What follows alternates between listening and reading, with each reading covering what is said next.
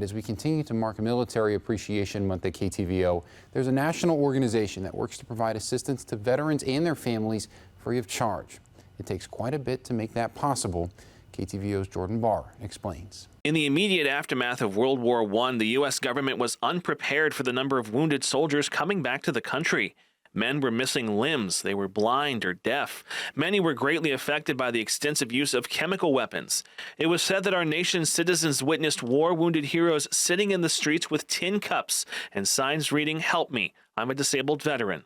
That all changed with Captain Robert Marks. His impeccable skill of organizing led to the first gathering of members of what would eventually be known as the Disabled American Veterans Organization in 1920.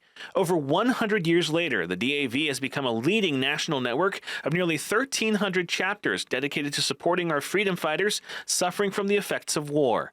Locally, 2 chapters exist in the heartland, Wapello Chapter 1 in Ottumwa and Larry Daniels Chapter 48 in Kirksville.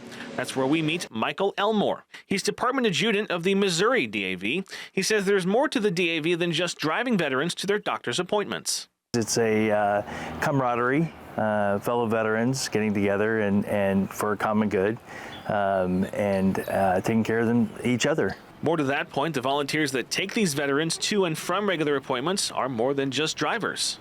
They don't have the interaction with people that they need, and so that volunteer may be the only person they see for a while. With that in mind, the DAV is always looking for volunteer drivers. In Kirksville, there are currently only 2 drivers that serve multiple counties in our area, and they obviously need a break every once in a while. It's difficult to volunteer. It takes a lot. To find time to volunteer, it's a very hot commodity, and it takes a special person, to have the time and to be able to have the effort to be able to do it. Elmore emphasizes that the DAV does not work alone. It functions alongside other groups like the Missouri Veterans Commission, the American Legion, and Veterans of Foreign Wars.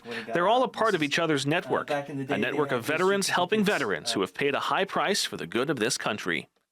Jordan Barr, KTVO News. If you'd like to learn more about how to donate money or your time, we'll have a link to do so on our website, ktvo.com.